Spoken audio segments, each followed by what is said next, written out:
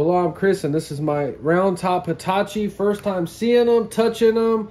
They just got here today, and we need to take these apart, look at them, make sure we got all the parts for them so we can start ordering right now, and not when we're trying to get this car started for the first time. So I got these on eBay for $189 plus tax. They were $205 shipped to my house. So this is a Hitachi carburetor that came on 1970 through 73 Datsun 240Zs. People call these SU carburetors for Skinner Union. So when you're taking a carburetor apart for the first time, take pictures from all angles of it.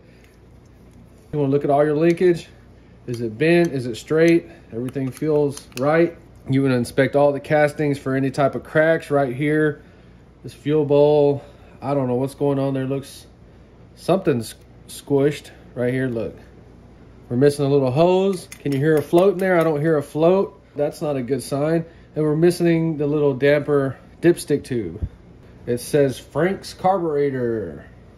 Let's go ahead and take the top off of this thing first. This is the dash pot, and this one has 3 screws on the top. Let's see if they're over torqued. Frank, perfect. See, Frank knew what he was doing. Beautiful.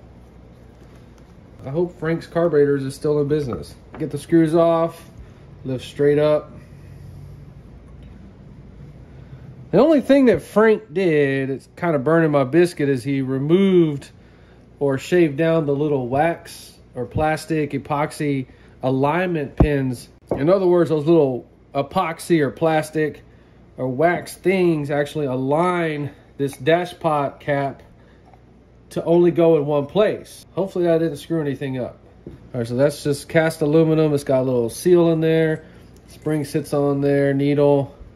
All this stuff looks to be in very good shape. Okay, all this looks super clean. That little hole right there, where does that go? Maybe it's a vent, I don't know. So this has been painted silver. Looks okay. Why did you take these off, Frank? This carburetor is so ridiculously simple.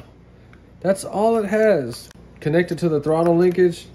To open that, this is the choke on it right here.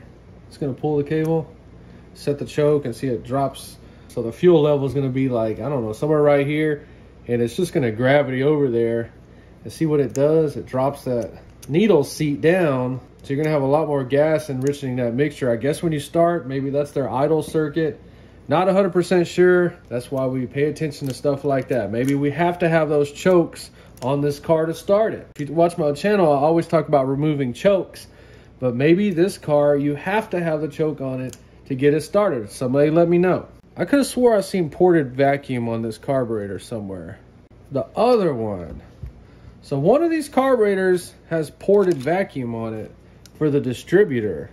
Right there. Very important to pay attention to stuff like that. See how it's just right there? I'm not 100% sure, but on other carburetors, that's a ported vacuum. So we have it on one carburetor only, but not on this one. Very important things to pay attention to. So as you can see, that's the fuel bowl. It's gonna have a float in there, and the fuel is just transferred through gravity here. So whatever level is in that fuel bowl is gonna be present in this whole shaft thing. Let's see how the whole seat drops down. This is my first time observing this. I don't understand this completely, just we are observing.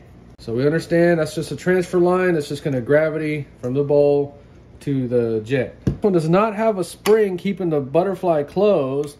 So be careful, don't set it like that. Okay, we're gonna take off this weird arm. So that arm's out of the way. Come on, don't be over torqued. Oh God. Nah, they're perfect. Hopefully the bowl just pulls out. So this is just a brass shaft. There's no hole through it.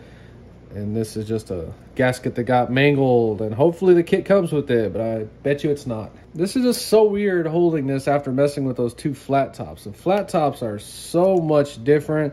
So much more stuff going on. These are so simple. Like, this is like a lawnmower carburetor. That's actually what you want.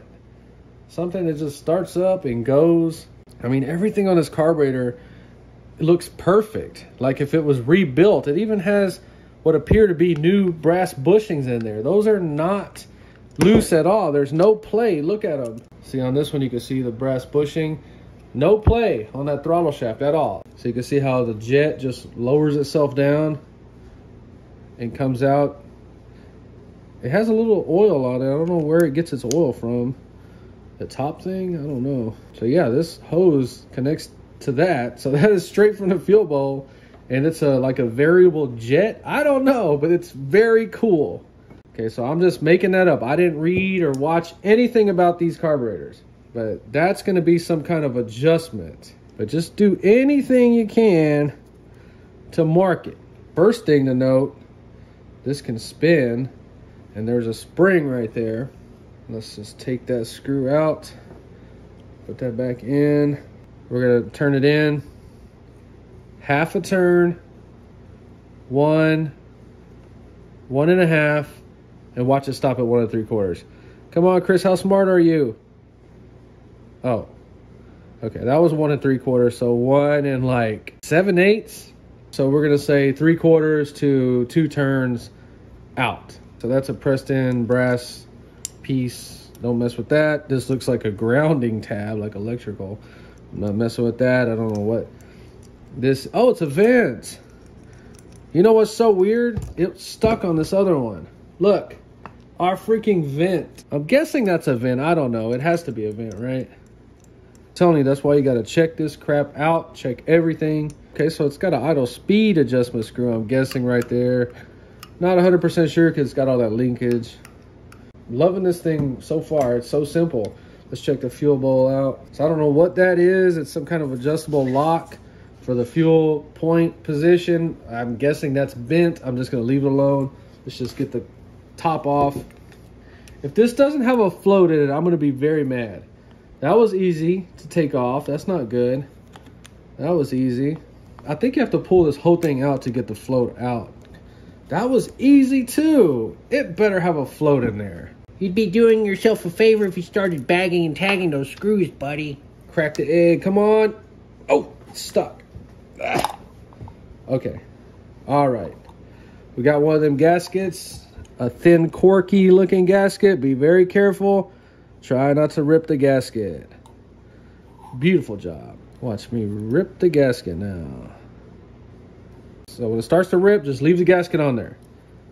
Don't mess with it. Man, on the other carburetor, I thought that these springs were to push the float away from keeping it sticking, but I guess this is upside down like that, and it keeps the needle in the seat from falling out. Either way, that's why we buy carburetor kits, and we have to figure out if it's in there right or not. This is in really good shape, and look, the pin for the float. We can pull it out with ease. The flat tops, don't get me started on that pin. I don't think there's a float adjustment on this carburetor. It just does that, shuts it off. And all this stuff looks brand new in here, 100%. Even the gasket looks new. Hopefully it's been sitting on a shelf like that so the needle has not been stuck in the seat this whole time. You know, I'm not gonna mess with that. We're just gonna spray all this out with carb cleaner, throw it straight on the car. Everything looks like this is a rebuilt carburetor. Okay, so you can see the fuel comes in right here. It's got like a little banjo type fitting. I'm not sure if there's a filter in here. We're not gonna take it apart right now, and it just goes right into, and then the needle shuts it off when the float rises. Doesn't get much easier or simple than that. This is perfectly clean and beautiful. Everything on here is perfect. So notice we have a vent right there. Just gonna stick everything back in there. Okay, so I'm pointing out that vent right there because you do not cap a vent or your vehicle is gonna starve for fuel. Do not cap that. So I did order 2 carburetor kits, and they're coming with 2 new dampener dipstick tubes, whatever those are.